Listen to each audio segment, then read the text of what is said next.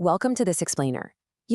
If we trace the history and evolution of the personal computer, for decades, it was essentially a single species. We all had that one-size-fits-all, heavy beige box sitting on a desk, and year after year it evolved, right? But just slightly. The chips got a little faster, the components got a little smaller. But today, that evolutionary tree has officially split, and the technological landscape is shifting dramatically right under our feet. So you might be wondering what makes a 2026 laptop fundamentally different from what we had before. Well, we aren't just looking at faster chips anymore. The actual DNA of the laptop is mutating into what industry experts are calling the silicon schism. We are literally witnessing a complete divergence in how computers think, how they remember, and how they render the world around them. To get a handle on all of this, we're going to walk through 5 key areas. First, the 2026 PC revolution, then the age of AI PCs.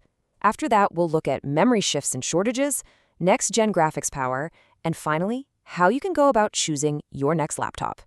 All right, let's kick things off with part 1, the 2026 PC revolution. Driven by the really intense demands of edge-based AI, the PC ecosystem has completely fractured. In the past, evolution simply meant cramming more and more transistors onto the exact same silicon structure. It was predictable. But today, adaptation means creating entirely new, highly specialized branches of silicon designed to survive and thrive in vastly different environments. Moving right along to part 2, the age of AI PCs. Now, this is where things get fascinating. Enter the NPU, or Neural Processing Unit. This isn't just a traditional processor. You can think of it as an entirely new lobe of the computer's brain. Historically, doing any sort of heavy machine learning meant your PC had to phone home to a massive cloud server. But the NPU is a massive evolutionary leap.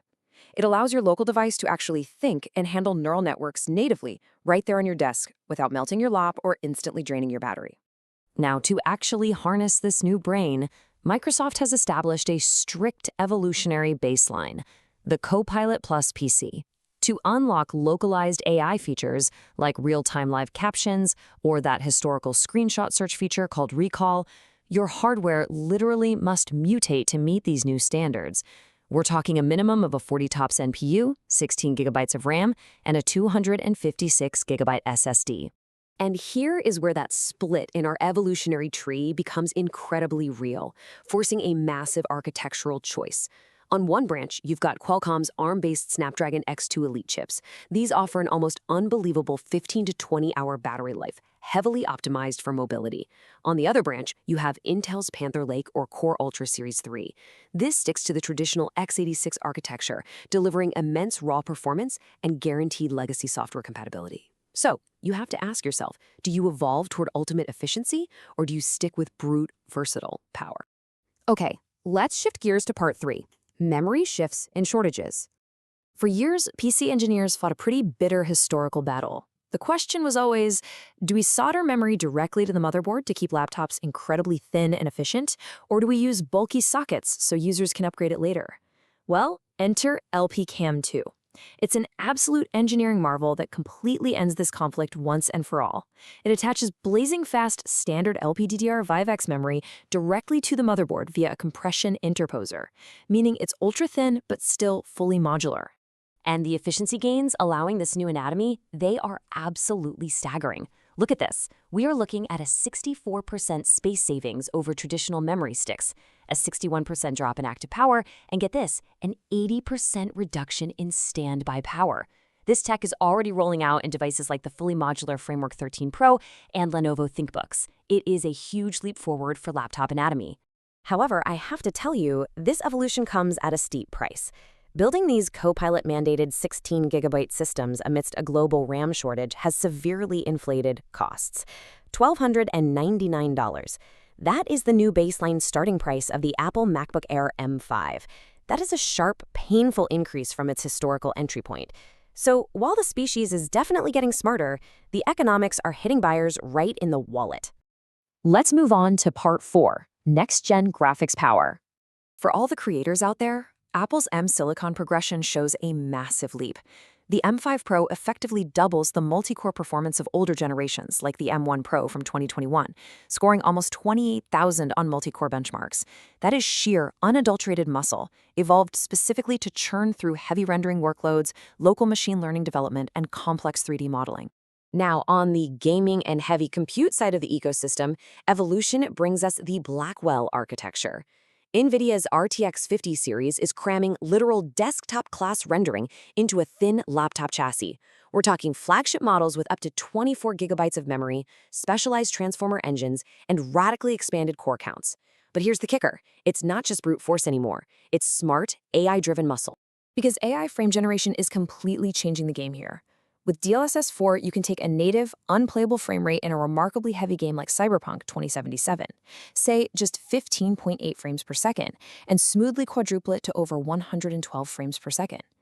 The AI is literally hallucinating and generating flawless frames out of thin air. It's effectively making the bulky desktop gaming rig an endangered species.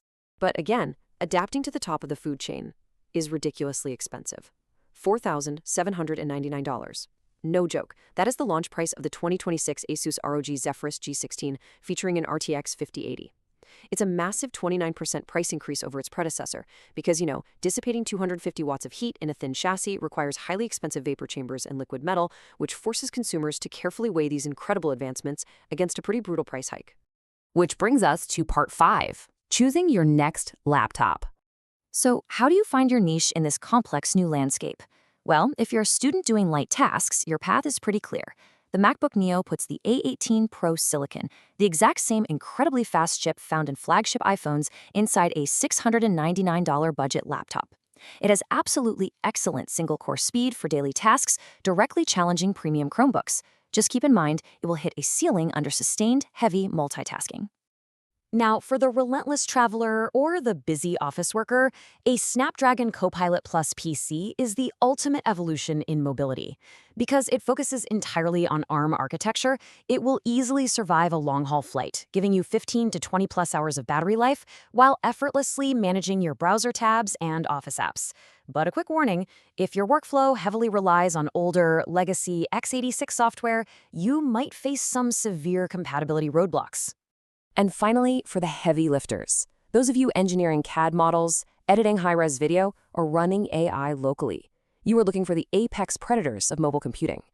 You will need the sheer brute force of an M5 Pro or Max with its high-bandwidth unified memory, or an Intel Panther Lake paired with the raw x86 power of an RTX 50 series card.